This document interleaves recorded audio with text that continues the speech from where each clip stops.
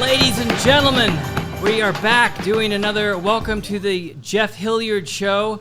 People out there of the universe, I have with me comedian and actor. I saw that. I saw the. I know, loosely Yeah. actor. Yes. Yeah, I'll tell you how I almost got fired a little later. Okay, I gotta do.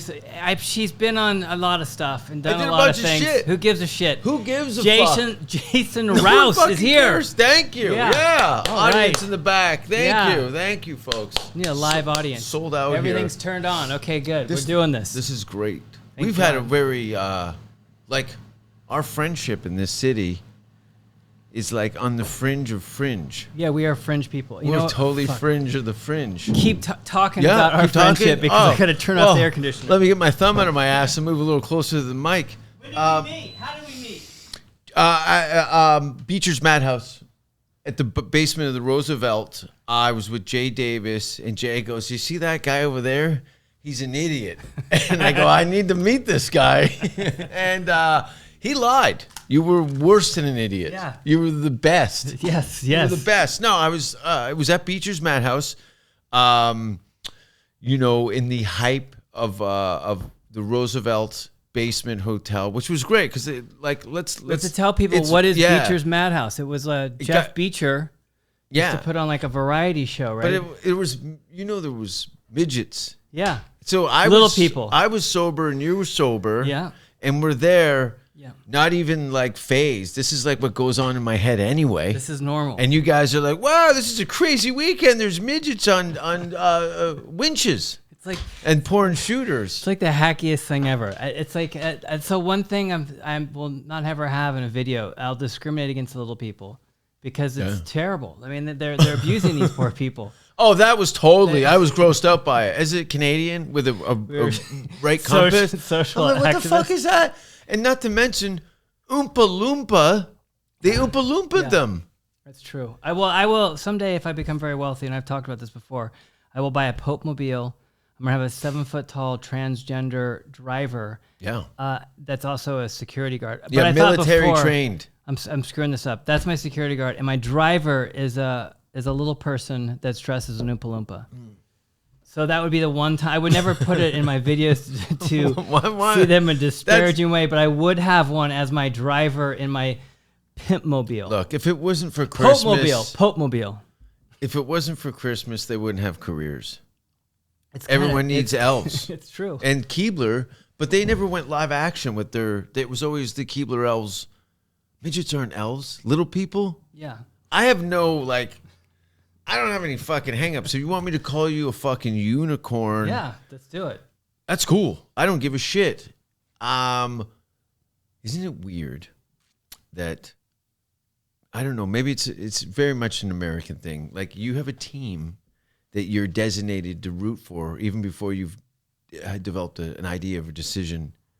A lot of people are forced into religious beliefs. In hindsight, they're kind of like, I'm not really down with that ideas. Like you're born into something. You're born into something, and your whole outside of your world is pushing you into a position to kind of like, I guess this is what we do. I don't.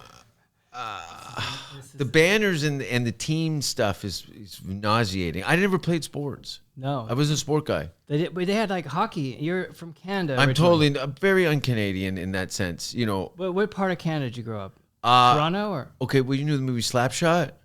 I mean, I know of it, but I couldn't quote lines from it. Where Keanu Reeves did the terrible French-Canadian accent. Anyway, Pittsburgh of Canada. Steel Town, an hour from Toronto. I kind of do remember this. Yeah, we've had some discussions. Yeah. I'm usually slurred with about a half a gram of fucking dog shit hanging out of my nose. I haven't seen it in a while. I've killed 3 people since I've seen you just to keep an erection. I mean, I think people will think that this is I'm a all over serial the killer place. show. The people I have on here, just like I'm a serial killer, and I just have a whole collection of it's like a Reddit group of serial killers that have joined forces. Mm-hmm. That's why I'm here. Yeah. It's like be nice to the guy that's a psycho at work. That's right. Because he's going to start coming for blasting people. And he's going, Peter, I love those dick jokes you tell in the morning. And then he passes rather than blow your head off. Yeah. And you can't get shot, can you? Me? Yeah. Yeah, of I course think could you would get do shot. it if the money was right. Would I get shot? Yeah, like through the shoulder or something like that. for big money. Like I don't what? know. God, 50 grand? More than that. It depends on where I'm at in my life. There's been moments You're where at now. It's not getting better. I don't know if you've heard of the slow downward spiral. Depends on who. It does look pretty grim. Jesus. No, it's fine. Yeah, everything's We're fucked. great. We're Everything's fucked. wonderful, dude. Dystopian future is great. I'm, part of the reason I'm here is like you're one of the handful of people I know that haven't started a family and found joy in their life. So I'm not delusional. So isn't that right, Susan? I don't even know. Stacey. Stacey. I know it was an S. I was gonna say slut, but it's not. Hey. No, le slut. Yeah. French. Yeah, it's French. She I'm thinks Canadian. she's French. So this is great. So, No kids. Why would you have kids? It's the most gross. destructive. Those people that do that Dream are killers, my friend calls them. Dream killers. Well, how narcissistic do you have to like see yourself as a kid? I have different layers of narcissism. Maybe I have a few photos of myself hanging in this room right now, but that's where my narcissism stops. Well, it keeps you character. busy. Yeah. You're busy. Keeps me busy. You're a busy guy. Yeah, very busy.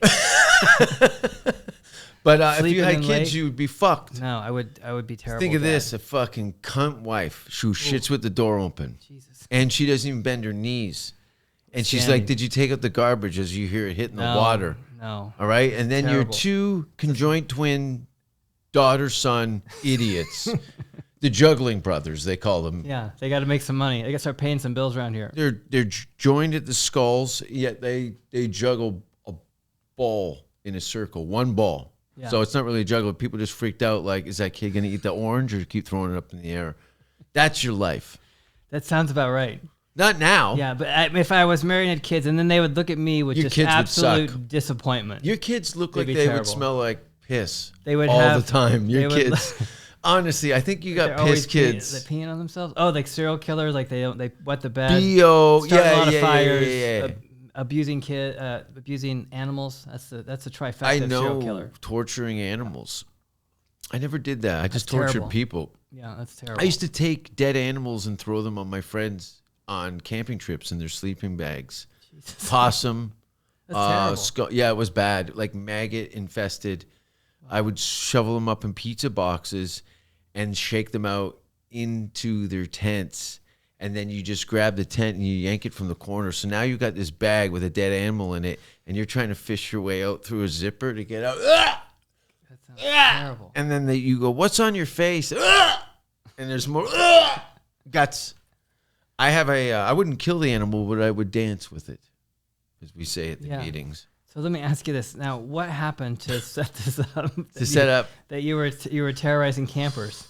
Because I thought they were mocking homeless I think people? because I was probably terrorized a lot as a kid, just from the environment that I was growing up in. So I decided to bring it back to the people. Like the hockey movie upset you so bad there was so much trauma. No. It was like I grew up with a bunch of psychos and crazy people. So like your parents or your friends? oh, or everybody was nuts. Look, it's this very steel town. Armageddon. You knew the movie Blade Runner? Yeah. Think of that with no cast. But everyone fighting, right? It was like, Yeah, very physical place. yeah, like it's Steel all town. a lot of mullets. A lot of mullets. Yeah. Well, we didn't call it. It was like Hockey hair. that guy plays hockey. Yeah. That's how you establish yourself. But we were, we mocked those people. It was Metallica for us. When, I didn't have any older brothers. The stuff that I was kind of picking up influencing my life as far as like, I didn't have any role models or superheroes. It was things in music or in film that I really gravitated towards. So hockey was I never idolized sports figures. I enjoyed playing baseball. Yeah. I didn't like cold temperatures, and the idea of getting up at 6 a.m. to go with your fucking family to a hockey arena and do stupid. I never saw anybody really happy. It was that Wayne Gretzky thing, right? Once he'd become such the Michael Jordan to your sporting events, it became like, this is our son's way out of a small town. That Luke Skywalker shit. Yeah. So there was a lot of that. Who's that fat, dopey girl that was on a reality show? That South Park made fun of her. She was a pageant girl. I know. Honeybee or something like Honey that. Boo Boo. Honey Boo Boo, yeah. Yeah, that kind of shit. Yeah. Like they would just put all this thing on you, and then the kid would blow out his knee, get hooked on pills, and his family was like looking at him like Al Bundy, failed athlete. Oh, my son, he could have, but he went out drinking with his buddies and was living his life and injured his Achilles, and now he's a nuisance to us. We had everything on this kid. Security guard now. Security guard at the local school. Yeah. And there's some questionable. Questionable, of course, because he's so angry. Yeah, pills. He's beaten off in the basement like Freddy Krueger. Did Freddy Krueger jack off? That's how how he lost his fingers? Yeah. Jacking off. Cut him right off. Is that your biggest who are your Mount Rushmore film serial killers? And I'm not talking anything based on There's a lot of good ones out now. Yeah. I'm not the biggest. Like, I wouldn't actively go out and see a horror film, but if it's like a brilliant horror film, you know that when it's brilliant. Like a Serbian film? Yeah. Like, I wouldn't even know. The musical? Yeah. Have you seen the Serbian film? No. I don't know. I'm clueless to a lot of like. You're a film. I know, but if it's really crazy, I don't know. I'm into dark comedy. Okay. So my very first film I saw, a horror film, I was a 4-year-old at like a church lock-in, and they showed us, I went with a friend to a church lock-in. We had to stay the night in this cold, like Methodist church or something, and they showed us Texas Chainsaw Massacre, the original. Church? Come on, at 4 years old at a church function? Yeah. Was this a Church of Satan? Well, they weren't that cool. They weren't that obvious. They were like, we're the Methodist church. Are you East Coast or West Coast? Midwest. So that's really bad town. God. Yeah, really small really town. Really bad Western gods Kansas. there. Yeah, so that was that Texas Chainsaw Massacre, that was would be like the top ones, I think, just because I was so young. Arguably one of the greatest horror films ever. Of them, yeah. And then I'd say like The Exorcist, that was not really, that was, I'd say another one of the greatest horror films. Sure. And then maybe The Shining. That's the thing. The Exorcist stands up today. Yeah, it's hard. Terrifying. It's terrifying. Terrifying. Oh, God, The stairs? Yeah. First of all, banging you. I was like prepubescent, so I was still adjusting to my sexuality, and to see a girl fuck herself with a cross, I'm like, you know what? This is going to be a great year. Once I learn how to get my dick to work, these girls are crazy. Yeah, there's some They're crazy. Didn't she bang herself like a stabbing wet noise to a cross in her pussy? Yeah, and then like the head circled around. Yeah, the head circle. That's been emulated and copied. Yeah. In even in comedy. How many comedy sketches you seen with the pea soup head Not spinning enough. around? Not enough. Not enough. Oh, and to get a bulimic prostitute to do that before you come is difficult, especially with a mask on nowadays. How are you? I'm good, man. Because do you have a little bit of? I wouldn't say you're uptight, but you have some quirks. Did you get Howie Mandel thing? Did I get his thing? Yeah. No. Are you hosting a shitty talk show? No. Like, did you have a period there where I was like, some of your isms were aggravated, like hand washing a little more than normal? I know you're not a total nut. I do have a disorder where when someone eats with their mouth open, it's a thing. And what happened? It starts with an M, and it enrages me, and I will mimic the person back to themselves, which is basically I'm an asshole too. No, but this is my entire creative world. So all my characters and stuff are either responses. Or to something things I'm that put you by, off. Yeah, I will mimic it back to it. Yeah.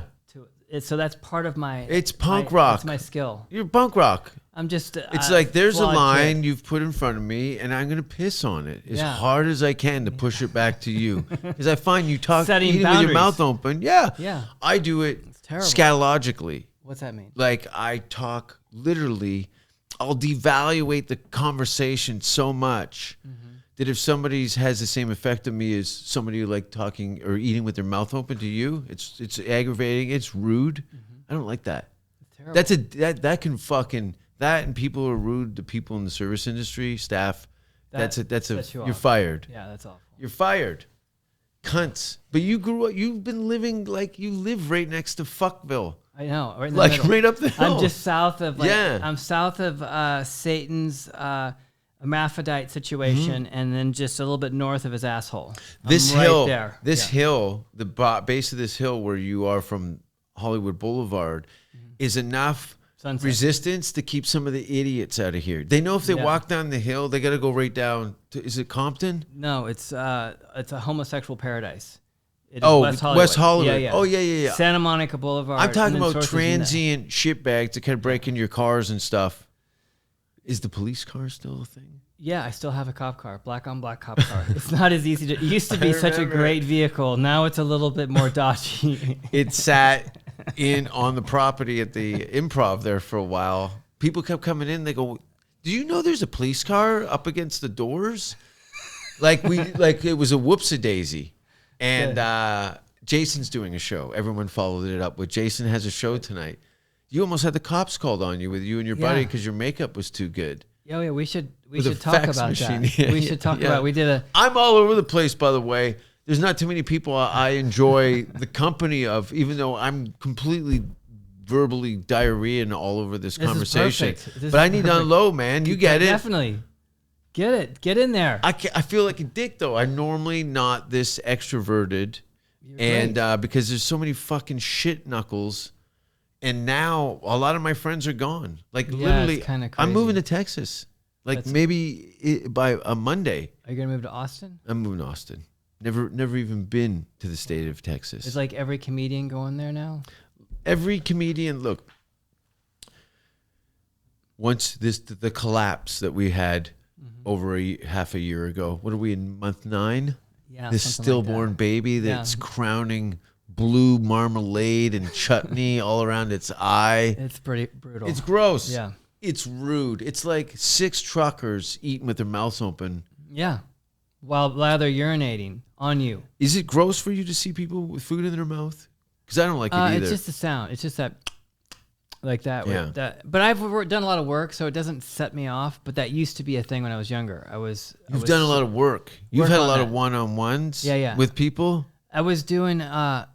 I was funny because I would go to the gym and I would, when I was a heavy drinker, I would go to like the sauna. I know, I missed it. Steam room. We'd both be dead. If I came to LA like maybe a year before the collapse at year end, we'd be fucked. Yeah. It'd be bad. Yeah. It'd be hilarious. Yeah, it'd be dark and dangerous. It would be hilarious. Wild, fun. But so I would go in like the steam room or the sauna, and then I would kind of sweat the thing out. So then what I would do, I got into meditating when I got sober, because I have all sorts of nonsense. Some peace of mind. Yeah. So I'd sit in the steam room like a weirdo, just doing that. And this guy comes in there, and he's eating an apple with his mouth open. Like, first of all, who's eating in a steam room? Yeah, it's a nutsack factory. Like, how does that even a possibility? Like, you're gonna order a pizza and just... You should have came back with an ice cream cone and go, you know what? I didn't know there was more of us. Just my ice cream melting down your hand in the sauna. So he was in there like, and then it was like this moment. I'm sorry, the steam room. He was just chomping on a fucking apple, which is like the funniest, with the mouth open. And it was kind of one of those moments where it was like so ridiculous. It was kind of funny.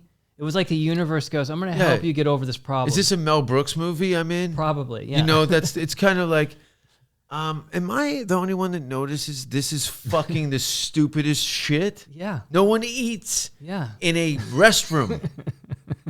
It's a restroom. Yeah. There's nutsacks. The locker room. All over the fucking cedar benches, pink eye out the fucking window. And you're eating an apple. But that's a guy who's trying to engage somebody like you going, hey, man, like, could you not eat in here? And he's like, why? What do you think? What are you, fucking Hitler? What I did was I thanked him because I was sitting there meditating, doing the thing, and I just challenge accepted. I started laughing to myself like it's like the universe goes, oh, this is your sensitivity. How about this, asshole? Yeah. And so I kind of breathed through it, and then I just started laughing, and the guy was like, what? And I talked it out that like I have this sensitivity to somebody. This guy was you had a dialogue with him about this? Yeah, yeah. Going, I was going to stab you with a pen in the neck. It's just kind of, it's amazing. Like, here comes a guy eating an apple in a fucking steam room. It's the universe dancing on your nose, buddy, with shit-covered grasshopper feet. That's what it does. And you're like, but you know what? It could be, because you get these kind of challenges and things, and you can you've been in relationships with people who are not willing to take the meditative perspective on the mouth chewing thing, and they decide to make that your life miserable because of that, because something that's alienated them. And now you're stuck and they're fucking snake eating its tail. And you're like, I care about you, but you're cannibalistic on yourself and it's hurting me. You have to move your buttons so they can't push them. Yeah. I think it's a weird thing, right? Yeah, some self-help coach probably said that. I spent a lot of time in therapy as a young man, but up until, teenager, I think I stopped. And I mean stop by like, I wasn't really getting anything from it. It's like a lot of, prescriptions and things like that. Sometimes it's like you're sustaining their cause, by being in a dependent thing with a doctor, whether it be pills or conversations. They have to get paid, and they need to keep them. It's a good racket. Them getting you well is not helping their business. No, they're just listening to you. First, you just gotta do. Plus, I don't want to reveal. I don't trust anybody enough that code that they have. Where they're not supposed to say anything. I know nurses. I dated them. They talk about everything. They're fucking liars. Everyone's a fucking liar. The certificate, I swear, the Hippocratical oath. Yeah. The doctor's oath. Yeah, HIPAA. Yeah, something like that. Yeah. And I don't, like psychologists, they must just come home and sit at the table and go, holy fuck, we're okay. They're on this Hilliard they're guy. Opening up the Facebook, showing the photos. This is what's going on in this person's world. Well, I think that they'd have to be careful they don't get sued. So I'm sure other than that, all's fair game. Yeah. I was going to say something and I lost my train of thought. I apologize. I'm very excited to be here. Oh, you know what? A lot of people, you don't need to go to a therapist because the world of comedy are just like mentally ill people doing their therapy session in front of the audience. And that's why I'm a little and then you reverse it. You're getting paid now to do the talking at instead of like being paid to have someone listen to you.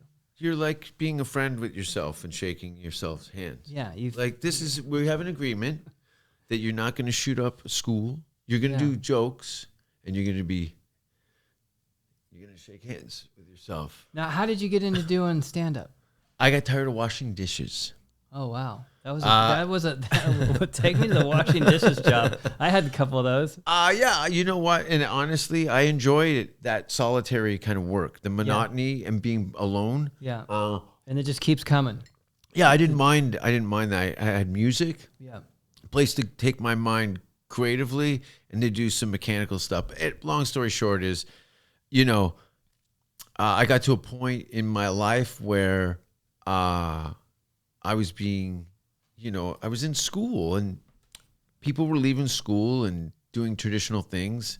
And I was kind of under the impression that after school, I would get a job in the local steel factory. And I heard that, just to push a broom in the factory, you get like $30 an hour. That's a great union job. That's where, if I could start there, because my whole family worked in various facets of the steel industry. So what did your dad do?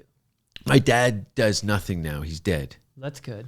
Tell me about it. What did he do when you were a kid? Heavy equipment operator, diesel mechanic, So blue collar, real man. Oh, blue collar. Like I literally didn't tell my family I was doing anything related to show business for almost 2 years until I started to get a little TV thing. Yeah. Like I had a couple, won a contest or two in comedy, and I'd wanted to make sure that they were not going to sabotage my vision before I had a chance to kind of manifest it. What did you think they were going to do? Well, first of all, where's the money? Oh, they're going to want money. Well, you're making money. No. That's happened. I've had family members I haven't talked to in years ask me for money and stuff. Great.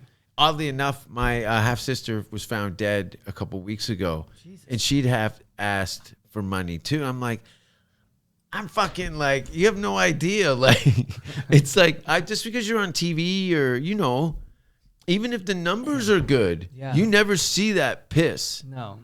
It's like being a fancy homeless person. But no, I didn't, we would have gotten out of this decades ago, literally. I'm coming up on 25 years in June of next year. I've been doing stand-up. 25 years. I haven't had a boss in over 2 decades. So that was enough for me to make it. Yeah. 25 countries now I've been to. Wow. I've been to Africa like 4 or 5 times now. to do shows. We're in Africa. What goes on in Africa? It's cool. One of my favorite places, and I only brought that up because I haven't been in about 8 years, and I really loved. Like, the first time I went to Durban, and then I went to Cape Town and Johannesburg, and then but those are the only South Africa.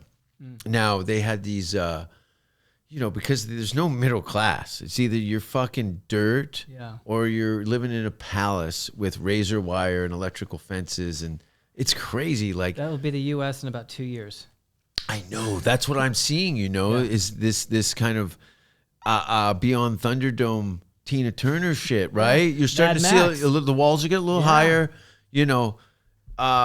And when I went, being as a Canadian, Michael Moore did all that bullshit with our doors being open and stuff. And that was just like rural parts of Canada. The odds are your door's going to be open. So going to a place that had severe security checks. I had a friend of a comic brought me over to a guy's house that had a home invasion that year. And the guy had a gun to his head. He was going to blow his head off. And the guy was telling him, like, I've got kids. First of all, he goes, when Nelson Mandela got out of prison, he did his first interview from this guy's house. Oh shit! And now he's pleading for his life from this gangster, who's gonna blow. He said he's doing this with the hands. Oh my God. He's getting ready to fucking clean out his windows, and he's like, I just had a baby with my girlfriend. My father, like you can see, he's there with Nelson Mandela. I'm not that guy. Yeah. I have things, but please, you take whatever you want. Just don't kill me. And what a nightmare. Anyway, that's a terrible day at the office. But no, I've never been killed. That's good. Yeah, I feel good. You haven't been killed. I feel good. I've never been killed. They've tried. So, what are your favorite places to go do stand up? Denmark, man. Denmark's the place. I always say Copenhagen, like Iceland, doing a show in Reykjavik. Like, you've seen Prometheus. Yeah. Okay. Well, a lot of it was shot there. Anyway, it's gorgeous. It's like the Blue Lagoon. The grass is so green. It looks like it's glowing. There's like volcanic rock. It's so black. And then you get like these geysers. And there's like, it's just very cool. It's probably like the people's dispositions were closest to Canadians that I've ever run into. And, but way better looking. But yes, look at Iceland. I say, Reykjavik, Cape Town, and Copenhagen. Russia I enjoyed, but I bombed so bad on TV. It was brutal, man. I tanked so bad on Russian television. Russian television. How does one get on Russian television? I get all these odd places like to perform. I did a fucking funeral. I performed at a wake last year in Copenhagen. For real. Oh, yeah. The guy, I performed at a guy's funeral. Really? Yeah, in Aarhus in Copenhagen, or in Denmark. Like how does that gig go down? First of all, I get a message through my fan page on Facebook, which I don't really check the mail too much. Yeah. And somebody had mentioned, like, what do you charge? Or first of all, he goes, I see you're in Denmark around this time. I have a private, are you available for private events? And I'm like, I get one corporate gig every 9 years. Somebody will be foolish enough to pay me some money to fuck up their whole business and go, I don't know why he said all that. I didn't hear about that in the interview, But I always send him video and stuff. I don't want anybody all fucked up. And he's explaining to me, like, what would it charge? I see you have some days off. He made it really accessible. He's smart. He said, look, I can see that you're here, and here, and you've got 3 days off. Would you like to come and do a private event? So I quoted him, and then he pays me in full. So now I call him. I want to see this fucking guy's face. I'm like, hey, seriously, like, first of all, I go, is the body going to be there, right? And he's like, oh, no, the body won't be there.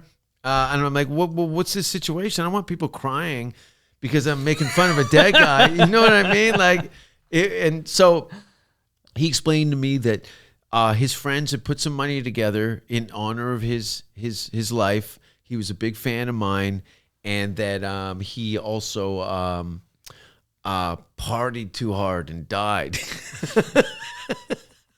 which we found out later. My opening act, I hit him. I'm like, look around. I go, these guys are all fucking piss tanks and drug addicts. Yeah. That's why I'm here. So anyway, they rented a hall. How many people are at this event? Over 100. Over 100 people. There was kids there. I go, dude, like the kids. He goes, it's Denmark. Like they're loose. They're loose.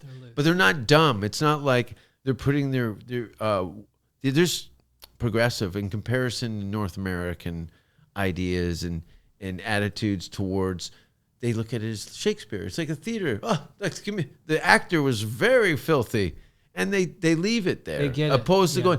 The comedian at the bar was saying fist fuck. Yeah, it's really evolved into an awful. Yeah, they don't fall for it. And if there's anything that's offensive to like other Scandinavian countries, they love the fact that Sweden doesn't like certain things that I do, and vice versa. But because you do provocative material. I try. Yeah, you're not fucking around. I'm not fucking around. No. It's coming full, like guns blazing. Yeah, what was coming up in, but the world's changed, though, a lot since when you've started doing stand-up. Now it's I played the long game, Jeff. Yeah, this social justice warrior stuff. Yeah. They must love you. You must get a lot of crazy. Nothing. Nothing? Nothing. That's great. Isn't it weird? Because they know authentically I don't fucking care. That's what it's about. They know that I don't dabble in fucktown. Yeah. Like you're not trying to pretend to be like. No, I'm not. You're not running for Congress. I'm not running for anything. I'm there to set everything on fire and leave. Yeah. That's my job. They get it. That's cool. And I do it in a controlled environment, which is a safe place, a comedy stage with a microphone and a mic and a light. Yeah. And I can do whatever I want, and you can take it or leave it, you know. But honestly, maybe a death threat every 3 years. And maybe two direct messages a year, angry emails. And they're so silly. Like I screenshot them and repost them. I don't know if you've seen some of this. I remember one time you did. There was something that happened at a club. I think it was years ago. It was like 5 years ago. In Whitehorse, in Alaska. I'm banned from Whitehorse. You know, I'm banned from these fucking, footloose towns. You know, I come in like Kevin Bacon. I kind of teach people how to dance, and they're not having it. No. They're not having it. I'm a dancer. God, what a ridiculous movie that was. Yeah. Like circle, everyone gets around. Yeah, totally. But that was like, wow, was that one of those John Hughes movies? I don't know. It wasn't supposed to be a comedy. Footloose was not supposed to be a comedy. I mean, it was yeah, but you've got a skewed idea on art in general. I've seen some of your work. I've been around it. Yeah. I'm a fan. Thank you. You know, like back to us meeting at Beecher's and stuff. And, Jay's like, oh, that's Jeff. He goes, oh, you guys got to meet. Like he was very, like he never sees like two birds like that, two rare parrots come in on some guy's shoulders. And it was like, yeah, I know, this is fucked. Yeah, we're both kind of fucked here. What are we going to do? Let's do some gigs. Yeah. We were way ahead of the canceling thing. Yeah, so we were pre-canceled. I saw some of your stuff. I knew you were, you'd been and around the comedy community, especially in this city. Yep. People, the fact that Eddie at the Improv, like, immediately recognized you from way back when. Yeah. And things like that. So I was like, okay, some people just can't do the stand-up hangout and work with comics. They're doing Growling shit or some bullshit sketch thing that's terrible, and they're all codependent idiots. So I was like, you guys showed up with a fax machine and a grocery cart. Like, people were upset in the line. Yeah, so this is, I should say, so I had done the Good Life music video was out in the world. And, that year. Yeah. It just come out, I think. Yeah, and earlier. Jay Davis really liked it.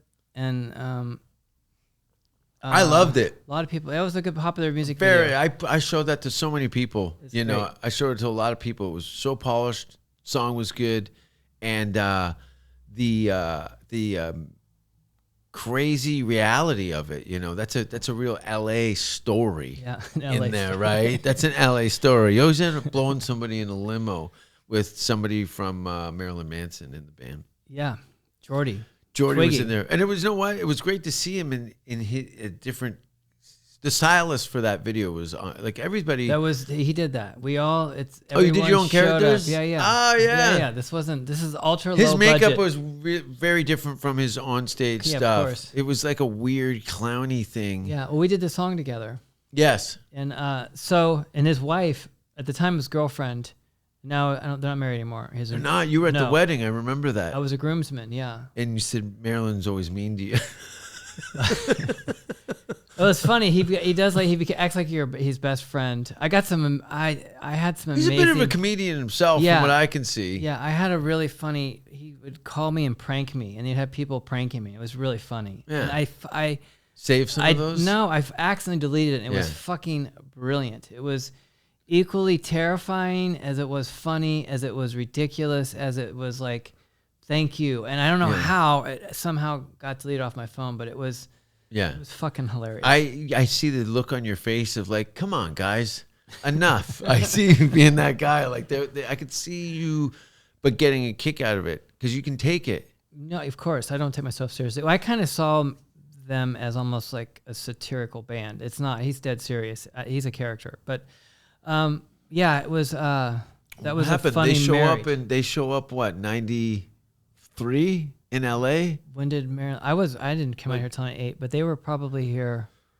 I actually met Marilyn Manson and when I first moved here, like the first couple of weeks, at a bar. I used to live in this really shitty part of Hollywood when I first moved here. Called Hollywood? On Yucca, which was like 98 was like really sketchy. And there's that bar right there. Dangerous. It became loaded. Yeah. And it was Reds or No. It was the place by the liquor Powerhouse? store.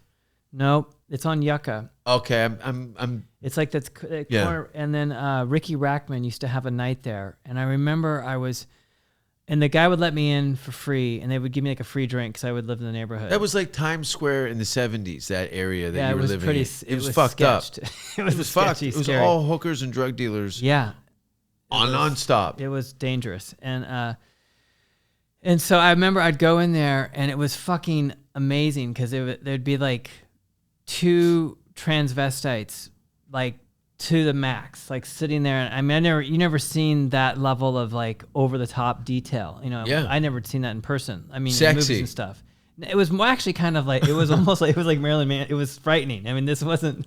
Yeah, there's a lot of polish on that. Yeah, it was too sophisticated. So then Ricky Rackman was doing a night there, and so it was like a band night or DJ no, night? he was like a host, so like a nightclub thing. So you had all these like older rockers. So I'm sitting at the bar, and then Marilyn Manson comes in with Jordy and the singer from the band Live. Ew. Which was kind of strange. I heard that guy's a cunt. Yeah, I don't know. I just thought it was really funny. So he sits down next to me, and I used to call these like Hollywood moments. So at the time, I first got out here, I was trying to figure out how to make it out to Los Angeles. So I became I was drunk at a bar one night, and I told my friend, I go, dude, I'm gonna become a personal trainer, and I'm gonna move to Los Angeles. Yeah, and I did it. I never got a exercised a day in your life. Well, I was my way to continue my drinking is if I kind of would stay exercising back and forth, I could keep. And if I was homeless, I'd have a place to take a shower. That was my thought process. So I end up getting a job at the Sports Club LA. So I'm working at the nicest health club in the world, type of thing. So Marilyn Manson's sitting next to me, and I'm like, I gotta make this a Hollywood moment so I can tell my friends back home. So I pull out my business card, and this is after they had done Portrait. They had done Antichrist Superstar. Oh, okay. 91? This is 98 was where it was. So they what were they have done? I don't think because my friend was in the Dope music video. I think it came 96 was Antichrist. So it would have probably been after they did that tour, and they were like that was big. Yeah, I saw that tour. That was impressive. And like crazy. I was like, wow. They put a lot of stained glass. Like they had a full fucking church. Yeah.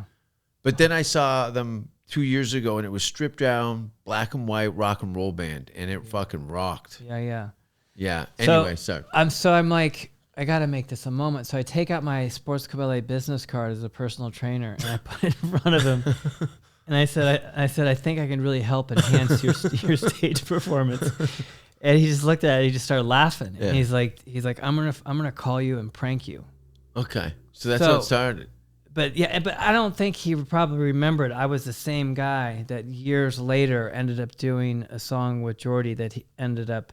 But so it's funny because he did end up prank phone calling me like 18 years later. Yeah. I don't even think it was put together, but I thought that was fucking hilarious. It's that weird. It really actually happened that I would get these prank phone calls from Marilyn Manson. It's all right. That's good. Hollywood. It's a good being story. introduced to Tori Spelling face to face by her husband. I've met her several times. Yeah. Dude, I got a crazy fucking story about this. 90210. Okay, so I used to be, when I first moved here, I met a bunch of guys who like ran nightclubs and stuff, and they would take me every night. So I'd meet all these different characters.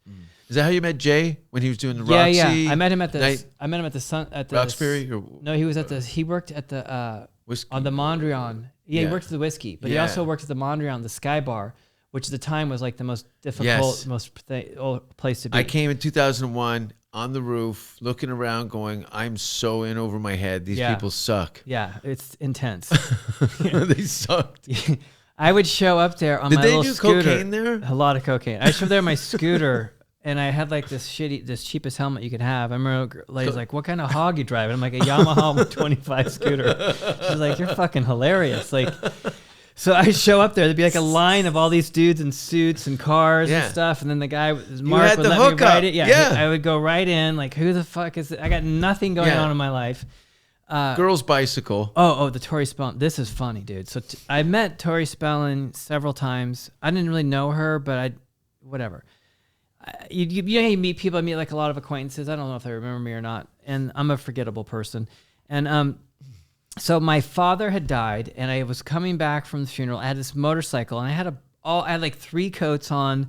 I had like a duffel bag. I had all of this stuff on a motorcycle. So I look like. You see someone's car that's just loaded with shit, and you're like, "What is going?" This person's. I look like that on a motorcycle, and it's like bags 80 of crap degrees. hanging off on. It's like 80 degrees out, and I'm sitting there. You every time you show up is kind of fucked up anywhere. You kind of like, what's all that racket? It's like chitty chitty bang bang. What's all that smoke? Oh, Hilliard over here. He's got his tickle trunk open like some deranged. Oh my god, dude! So I'm on my motorcycle, and in between like the 2 cars, like you do in traffic. And this was on Little Santa Monica, kind of by the Friars Club. And there was a person crossing the street, and she was taking off, and she made eye contact with me. So she's looking at me, and she ends up hitting the person walking across the street. Ooh.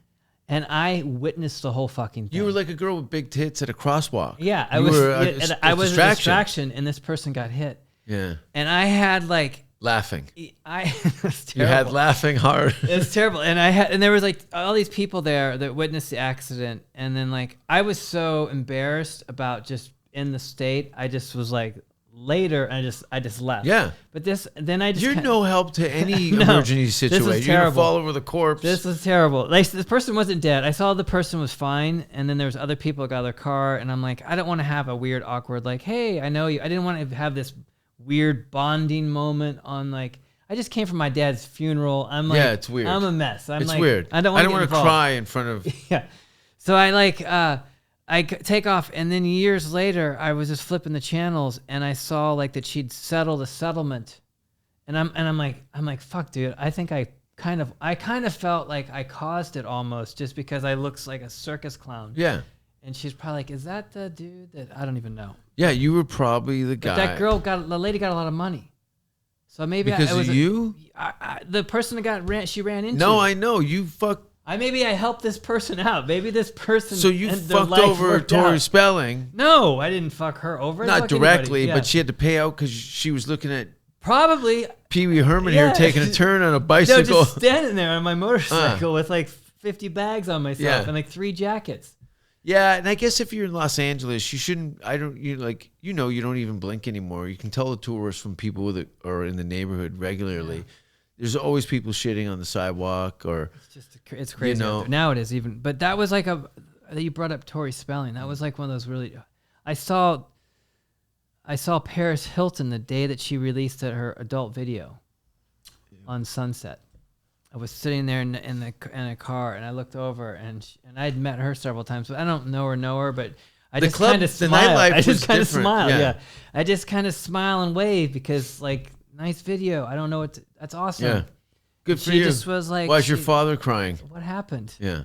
But good for her. She made it. Yeah, you moved here in 98? 98. So I definitely got to meet a lot of people in the nightclub world, as you would out in the world. I caught the tail end of, because I came here in 2001, met Jay at Dublin's. Yeah, he was a hit. And I was like, fucking Hollywood. I got an immigration lawyer, started putting all in that fact. I'm like, you know what? I'm going to, I'm coming back. I'm coming back for this. Yeah. This is going to be awesome. You're going to make it happen. Dublin's, all the clubs. Sunset Strip was packed. Yeah. Every Friday and Saturday. Yeah. The Velvet Rope, Sky Bar, all the things, paparazzi. I remember I saw Lou Diamond Phillips come in the Improv. Nice. That was a big thing for me at that time. And then I come back 2007. It was fucking over. That's when it was. Yeah. And the Comedy Store was dead. I figured like I showed up at the party a year too late. Yeah. Well, the reality television, that's about when I stopped doing stand-up, was 2008. I just focused on doing the crazy songs. It was and done. videos. This town had no. The internet hadn't become the thing that it was. That's really, and then the podcasting world kind of made. MySpace was just a little bit of it. Facebook was still on the rise. It was weird. Everything really changed. Oh, we never talked. Okay, so we met each other.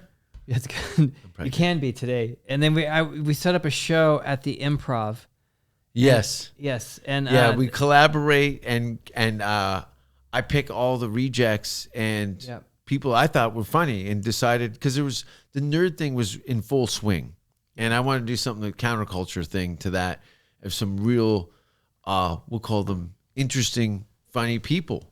And I wanted to have a kind of almost Kaufman approach to it, where there was going to be music and comedy and stand-up, and people didn't know what was fact and fiction. Yeah. You literally started your show in the audience. Like, I think the staff were asking me, like, do we need to throw this guy out? And I'm like, no, he's on next. He's on next multiple times. Yes. You almost, people were they had to stop people from calling the police because you were hanging around, with a fax machine. Well, you had a fucking fax machine in a grocery cart. So I come as a Good Life character, which is the homeless lunatic, and I have a friend that's with me that's also dressed as full homeless person. And as we're there a couple hours before the show starts, like on the street, just causing. It was packed. Mayhem. It was sold out. Yeah, it was a sold out show at the Improv. They were shocked. Like. Yeah. And I never had done the live performance as a character doing one of my songs. And so it was kind of, I think I rehearsed like twice. And then it was pretty crazy. You had the guy doing the magic tricks. You had a bunch of comedians, and you had a guy doing magic tricks. Kids magic. A Wacko. Wacko is a children's entertainer. Yeah, and he does kids magic, and then us. And then I told my friend who's awesome that was doing as a homeless guy to go in there and start heckling him. Your buddy looked disgusting. Yeah, he looked terrible. way worse than you. Did he have makeup on? Yeah. He's like a real theater actor. He's like a legitimate actor. So he looked like his teeth were in pain. His teeth were fucked up. So he goes in and starts heckling him. And then I told him, I hope he did this, to pull out a knife and threaten the DJ that he's gonna fucking kill him. Play my song. And he play my fucking song. I'll fucking kill you. I'll cut you. And he puts the song on, and then I bust through with my shopping cart into the main room. This is a restaurant. Yes. Dinner theater, by the way. Yeah. It was great because the bus guy, the bus boy, the bus older guy that worked there. I mean, these people were horrified. They saw me. He's in the building. They were panicked because no one. They're like, oh, he'll be gone. Don't worry about him. The police will shovel him up. Now you're in the middle of the room with a grocery cart going, yeah. And it was pretty intense because I was on the street a block away. And so everyone who's kind of shown up has probably seen a spectacle. So it's kind of created a weird, uneasy tension. Yeah. So then people were upset. Then we snuck in to do the moment, and then I bust in with a shopping cart. The song started playing. I go to the stage. The guy has his like the cards. I slap the cards out of his hand. Yeah. We push him down. I take the microphone, and then I did the first verse over the top of. I went out in the audience over the top on the tables. Yeah. Then I came back. I got my meth pipe out. Started smoking that. Then I went and did the next verse. Somebody out in the to staff the goes, audience. Doug, you can't do meth in here. And I'm like, it wasn't on the list. They said no fire. Oh, nice. But it looked like meth. Yeah, I had my meth pipe, Yeah. and then I started throwing oranges at the stage at the end, and everyone went fucking crazy. And that girl proposed. I proposed to her, and she rejected me, and that was the end of the show. That's She right. goes, no, and walked off. I go, oh, and everyone's just like, what the fuck? Where's the good. high note on That this? was really good. That Yeah. was a fun night, and Andy Dick was there. and Andy Dick was there. He was hammered. He told me it was the most genius thing he's ever seen at the Improv. Yes. That was a little over the top, I think. Which is a weird thing to say as somebody who's getting a blowjob from. Yeah. Andy Dick. That's I it. had some run-ins with him. Yeah, he gets drunk, and boy, watch out. Yeah, no, he's a He's a character. So yeah, that was a good night, and I was planning to do more live performances as different characters and stuff. we weren't getting a lot of love. It was a lot of work. Yeah. And you know what I mean? If it was in any other city and we'd done that kind of legwork, we probably would have had a lot more wiggle room in attendance and just more gratification. It was, I was trying to show a bunch of cornball people in the city. They had conditioned the audiences to come and see spectacles, famous people and stuff like that. They weren't into just this fucking Velvet Underground art house mania. It was good. And It was a good but show. they got it.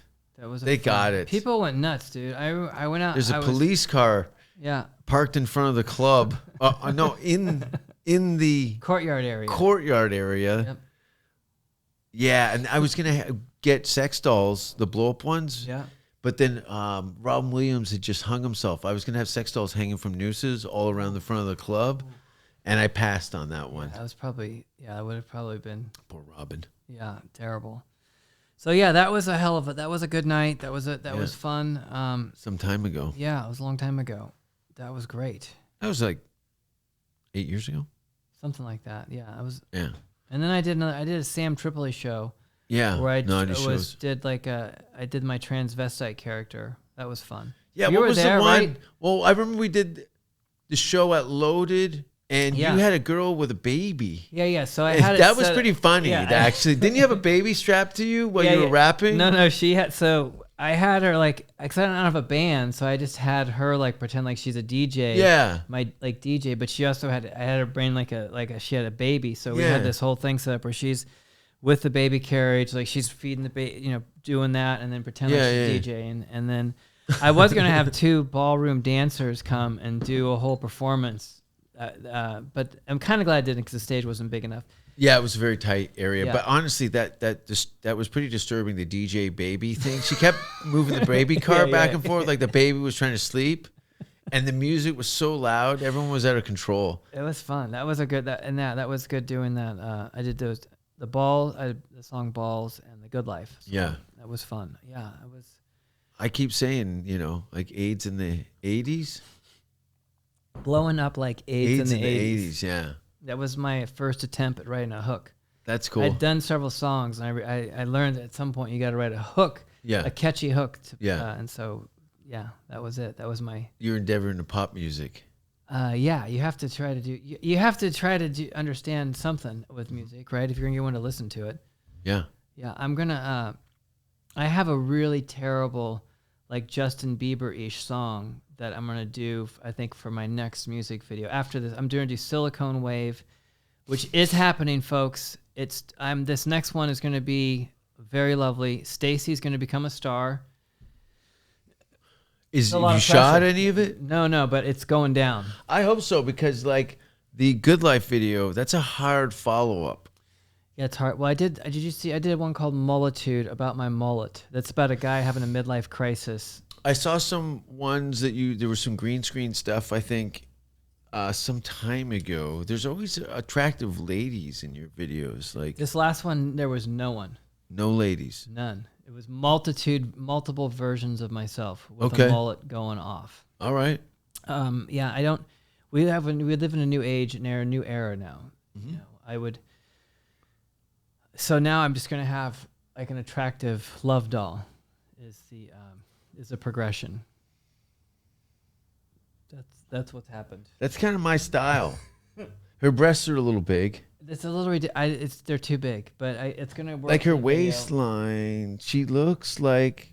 This is Stacy. We're looking at the love doll, and if you're listening to the podcast, so you're like, "What's going on here?" We're on the pink couch. I just have a bunch of them with their feet nailed to the ceiling, so you could high five them on the way to have a shit. Yeah. So tell me what's going. Okay, so this lockdown, and you haven't really probably been able to perform. I have a friend in Canada who's been performing nonstop. I've been performing nonstop in Canada. Nice. Yeah. So what happened was, I'm a green card holder. I don't know if you've heard my Canadian accent pop up in here and there, but I live in the U.S. for at least 6 months out of the year, and then I travel to make money, do gigs internationally. So, I knew that I would have to, be in the States for 6 months, and I wasn't willing to risk my health. The bottom line is that I had healthcare in Canada. Yeah, you don't want to mess that up. I could see I lived at Hollywood and Highland there. I lived behind Man's Chinese Theater, across from the Magic Castle. Oh, God. When I saw the Indian family put wood over their 7-Eleven windows, 7-Eleven in Highland, I knew it was over. Yeah. I go, that means everyone's fucked. Because I was getting food there in the beginning, because Trader Joe's would have the toilet paper line up for 15 blocks. And I was like, fuck it. I'm not going to be in a lineup where someone comes by and just sprays the lineup with a machine gun, because I don't know how you guys are going to react to what's coming down the pipe. Yeah. And I didn't want to put myself into unnecessary, arrogantly injure myself by just Hollywood Boulevard's a hotbed for fuckheads and lunatics. So wow. I made some early videos because I think they emptied out the mental hospitals from what I could see. Yeah. They didn't look like drug addicts. These looked like mentally. A lot of people out of prison that were non-violent offenders. Okay. It didn't look like that on Hollywood Boulevard, 2 months into the pandemic. Yeah. It looked like these people really needed some help. They were fucking off. I took a video of this girl. I don't know what had happened to her, but it wasn't good. And she was kicking the metal wall, screaming at something about her situation, which was just all over the place. Anyway, I decided to go home to my hometown, which I hadn't lived in almost 30 years. Oh, wow. What was that like? That was weird because find out who's dead and who's still alive, who's fucked. But I made the best of it. I bought a BMX as soon as I got there, and I decided, look, if I'm going to have to spend the summer in Canada, I'm going to do some Canadian shit. So I went up north and built log cabins with a friend of mine who I went to high school with, and fished and stuff. And just things nature-based stuff. You talk about meditation and clarity and stuff like that. I knew that if I was so separated enough, I'd settle into something. And, that life is, when you're so detached from technology and you're dealing with elements, and your food and the way you deal with your days are completely foreign from the rat race of Hollywood. Yeah. It was a nice reset. Honestly, I was very relieved when things kind of fell apart. I felt some comfort in things kind of slowing down as a whole, and people having to, for the first time, maybe in their lives, to self-reflect and have a hard look. Some people didn't make it. Some people, it was all-consuming and turned them into a suicidal nut. Yeah. And not to mention some people who've never really had interest in drugs or any kind of substance abuse are all consumed by it because the machine was the only thing that was keeping them off falling into a rut. And when you don't have that, some people need to be told what to do for their own safety. Well, a lot of people lose their identity. They lose their job. They lose... Totally. They don't know what to do. And you know, people like us who we weren't staff at Comedy Central. You know, we didn't have the industry regular paycheck. Yeah. They weren't, you know, not like we weren't ostracized by it, but the shit we were doing wasn't palatable. So when that fell away, it was business as usual for me. You know what I mean? The luxury of not having that cunt wife and those Siamese fuck kids, you know? The P.T. Barnum circus? Yeah, you don't want those asshole family kids. So, you know, it ain't going to be that bad. As long as you have your health and your clarity, your mental health, you'll be fine. Just fucking figure it out. I'm figuring it out. I'm talking in circles again because I haven't had eye contact with anybody in half a year. Yes. So when I go back to Canada, I'm all over the place. Okay, take a deep breath. Now, were you doing stand-up at all or no? In Canada, do they have? They have laughter in Canada. What happened is I go back to Canada and kind of like, you know, is my job a thing anymore? Will it be a thing? Is it, what will it evolve to? I see all these Zoom shows and stuff. And like, no, I'm here for a live performance. I want to be able to touch your face with my hand from the stage as I do it. So the immediately was, okay, well, we've got the weather of Canada and it's summertime and let's do some park shows.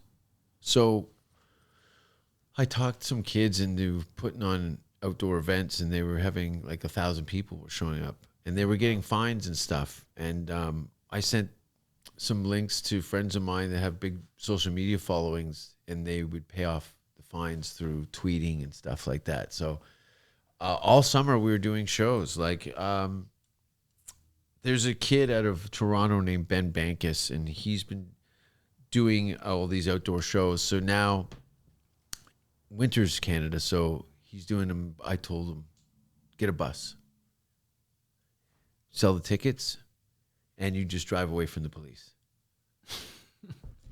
Are you doing this show on the bus? He's doing shows. The first one's tonight, actually, Friday. Every Friday he's doing a show on the bus in Toronto, Canada.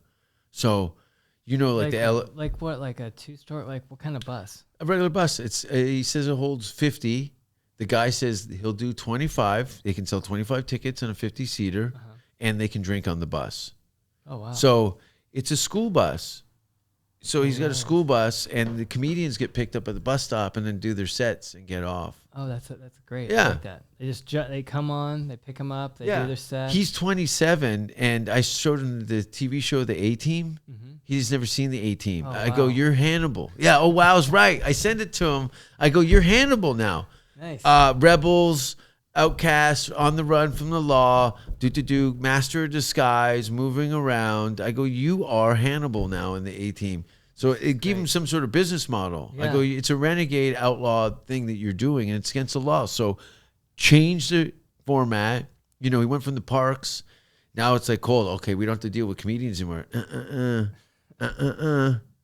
I'm still here. So I sprinkle the little seeds on the minions, and they do it. So I'm gonna get I want to get a mobile PA, and I want to, like, I'm out in the world I'm gonna start doing my songs like that. Totally. Chappelle was, you know, always doing that. He'd show up in parks in various cities and put a PA down. Okay, everyone crowd around and do stand up. Wow. That's the grassroots of it, right? Yeah, campfire, caveman shit. So now the system, it doesn't exist anymore. So this is his Christian Slater, Pump Up the Volume, Wild West, DIY, Black Flag, you know, whatever you want to call it, get in the van. That's the new business model. You know, there's no auditions for anything great anymore. You're it. Yeah, it's all do it yourself, which is all I've ever been doing anyway. Yeah, because no one fucking help you. Yeah. You know, but that's part of the thing that keeps us going, is like, it's such a soul, like a very lonely expedition for a long time. You'll pass people on the road, but it's kind of your shovel shit. Yeah. You that know? was the one thing when I did stand up long enough, and then I got to see what it would be like to live on the road. And I was like, this is not. No, you're not. That wouldn't fly for you. Yeah. You're not going to have it. This is not for me. And I like it. Spinal Tap. You know, I thought that was a great idea. Now it makes a lot more sense because there's way more opportunities, but there was the point where I was going to have to travel with my own merch, where I'm like doing a show. Then I'm like, now I'm trying to sell all this stuff so I can get enough money to get to the next town. Yeah, you knew I think probably being around the music industry and stuff to know that, I'm going to have to live the life of a band, and I'm going to have to be the manager, the writer, everything the booking. Just like a street person. Yeah. Traveling homeless person. That's dancing for your food. I'm a traveling homeless person. Yeah. I'm a hobo. I like it. Yeah. I loved Highway to Heaven. Yeah. Michael Landon. You remember his show after Little House on the Prairie? I know. He was an angel from heaven. And he was just traveling around? The former alcoholic guy that shot his wife picks him up on the side, and then they go, I don't think he shot his wife, but I know there was an alcoholic thing, and he fucked his dog and got fired from the lumber jar. That'll do it. The lumber. The lumber yard. You've been to the lumber jar. The jar that's inside the lumber yard. Yeah. Where it's like a tip jar, and he lived inside there, and he would do like a dancing routine to get people to help him. Yeah. That's how they got the tips. I need a stage. Yeah. I got a special out and a movie. My special's not out. Tell me about this. You were in a movie. You sent me a trailer for it, and it looks great. It looks cool. You were in the trailer. Like, this is great. You made it in the trailer. You made it in the movie and the trailer. I almost got fired. Oh, that's great. What the hell was that movie? It looked pretty good. It's good. Yeah. Honestly, look, I'm not in the trailer that much, but I'm all over it. I've got, I think maybe about 20 pages. Oh wow, you played in a feature. Yeah, I'm in it. It's a big deal. I'm in it. It's a deal. If it was a big deal, I'd have your number blocked. Exactly. But it's not. So we're here. I'm starting back at the bottom again. Yeah. The fringes of So how did this come about? So I started doing stand up in '96, and then I think fall of that year I ended up moving to Toronto and figuring out that that was the New York, LA of Canada, Toronto, Vancouver. That was the place to get seen. So I quickly, when you're starting, it's like 10 amateur spots a week. Every show you're doing open mics all over the city, trying to accumulate some stage time, build out a material, and then I got promoted to here they call it a paid regular. Here you were a paid comedian. So there was people coming to a handful of people that I'd start seeing at the shows that didn't look like fans. I didn't know what industry looked like, is what I'm telling you. Because it's Canada. There's no fucking industry. Yeah. So these guys were interested, young filmmakers and writers and things, and they're curious. They're looking for things to build out their dreams too. They need a Jason Rouse and all these different things. So my onstage persona was explosive enough to get some curiosity from people. But being Canadian show business, a great idea takes 10 years to actually manifest itself. So in early 2000s, I did like this 1 hour special. It went very well. I ended up winning a prestigious award. And the guy that was coming to the shows regularly, I said, I'm doing this TV show. You should come and watch. At the end of the show, I said to him, I think, because I knew he was a filmmaker, director, legit. And I said, I think we're going to do a horror movie together. I really think that I feel that I'm going to do something in the horror genre, and I think you're going to direct it. And literally almost 20 years later, we're on set, and I'm about to get fired. No. But one of the actresses did tell me, she goes, if you weren't Jason, which meant a friend of the director's, it's not like I had any, Scorsese clout in Canadian show business. It was just like, you're lucky he feels sorry for you enough to let you work. you're anyway, not an actor. I'd periods of my career I'd studied it but it wasn't something I was aspiring to, but I always loved those iconic, haunting, Seven, any horror-based stuff that was kind of like psychologically, and I loved like heavy acting roles. Edward Norton. I'm rambling now. A squirrel ran by behind my eyes. Okay, so you're in a horror film. No, thank you. Jeff. You're playing a character. Yeah. You're. I play a serial something killer. happened. A serial killer. That's great. Yeah, I play a serial killer named Sam who kidnaps an all-girl punk rock band and forces them to kill each other in a kind of junkyard. Nice. There's a huge junkyard. They built this whole thing. I couldn't believe it when I showed up. Like, it was a real thing. I never been around professionals before. Never mind on union job. I got trouble for smoking weed, and the union boss had to come down and do a safety thing because there was lightning and thunder and stuff. But I was smoking joints because Canada just went full legal for marijuana. So I was celebrating. I didn't know that people had such a staunchy thing about the smell of marijuana. Yet there was cigarette smoke all over the place. So you got busted. You got in trouble for smoking marijuana, and they were. And I left a cup of piss in one of the girls' rooms because I was too nervous to go to the bathroom. Yeah. So I hear a scream because I didn't know that. Sometimes I figure when you get your little trailer, that's your trailer for the whole time, right? It's your apartment. And what I didn't know was they put your name on the doors. Yeah. Well, they moved us down one. So I didn't want to look. I knew I was under. I didn't have enough talent, but I didn't want to be late. I wasn't going to be a late guy on set. No. I'd show up early to bomb. Yeah, that's but at least I wasn't going to be. Where's Jason? I knew that that was not going to be cool. So when they called us to set and I had to take a heavy piss and there was a lineup, I urinated in a large paper cup and put it on the shelf, thinking I'd come back for that later. But I was so freaked out by the whole situation. It's a pretty crazy situation being in a film. Yeah, it was crazy. Yeah. It was to be on set and be in this is the first time you've ever acted in something? Yeah, I've done some little things. Okay. So long story short, yes, this is the first real acting. So you're probably coming with a little bit of like, what the hell am I doing? Oh yeah, I'm sitting in the room rubbing my face, going, "I'm fuck this thing." I'm like, "This is my friend. Yeah, he's put a lot of his own money into this. Like, there's real risk. Yeah. I gotta deliver." Yeah. And you get 25 pages of dialogue. 25 pages, and some of the half pages of stuff, and I'm like, I'm getting line after line after line. Oh God! Fuck, they're going cut. Face the camera, do this. There's a lot of mechanics of this. A lot of stuff going Swiss on. watch, has to work. Yeah, and it's a real craft, And I knew. Well, the one thing that's great being a stand-up is you're able to be in front of a crowd of people and you're able to deliver a line.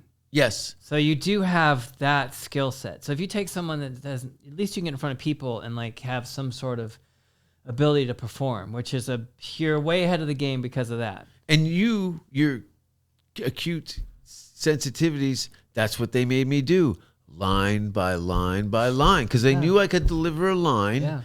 And they cut a lot of it. Some of it I had a good run in, and I'd have a utopia, a eureka moment, and they were like, "Oh, that's good, cut, okay, great, wow, he's no, he still doesn't get his shit together, but we got that." So it was line by line. So eventually when the editing came to play, it filled it out. They had the magic in there. There was so much dog shit on top of it because of my lack of experience that the editor was probably like, "This is taking 90% longer because of this fucking amateur dummy over here." But I'm so glad I did it. It's available on Amazon Canada right now, but I think there's some sort of national thing happening in April. There's some sort of Toronto premiere, but Toronto Film Festival evaporated. I had gigs in Toronto around that time specifically to be available for anything that might materialize with the Toronto Film Festival, which is a great festival in a great city. Have you been to Toronto Film Festival? Yeah, not the film festival, but I've been to Toronto. Yeah, great city. I did stand-up in a couple places there. There's like Yuck Yuck, is that what it's called? Of course. I think I did a Yuck Yucks. I performed there. What year? This would have been 2000. Fuck, I wonder if we crossed paths. 2005 or... I moved to England at that time. No. What year are we in? No, I moved here in 2007. So yeah, I was in England. I was living in London at the time. I moved from London, England. I lived in London for almost 6 years, and then I moved to LA. It was like, ugh. I went from like, you know, people really invested in the arts. Yeah. Every turn, the city, you know, you're overshooting something in Europe. You walk around like, wow, they really did some cool shit here. Yeah. And then showing up in Hollywood, it was just like, what? What is this? This is not, I don't know how I'm going to, what is this? You gotta put your name in a hat? I just did a theater in Johannesburg, and now got me on a bread line to do comedy for 3 minutes. It's pretty brutal. It was brutal, but I'm glad it's over. Yeah. It's the Woo! death Now I can relax with all the fuck. So okay, when's this movie? What's the name of it? Spare Parts. Spare Parts, and it's going to be out on Amazon or something. It's on Amazon in CA right now. Okay. .ca. And it will be. There's something supposed to happen. I don't know how these things work, but apparently there's a premiere in Toronto in April. Oh, and nice. I'm assuming because of that, it's a North American release. Cool. So, but yeah, it's good. I'm okay. Actually, I was sitting the alleyway from the Yuck Yucks Club. It's like the green room before you go on. And I remember sitting there about 3 weeks after the film going, fuck, I think I might have fucked this thing. Like, I know it was okay, but I wanted it to be great. And then the door opens. The director, he came down to say hi for my show, and he goes, "You were good. You're good." And I was so relieved. Anyway, I don't like holding other people's children. Is what I'm getting at. Yeah, that's not easy. That's not not good. So, what's next in the world of you're going to move to Texas? Are they doing stand-up shows there? Well, you know, Elon Musk and Joe Rogan have put some flags down in Austin.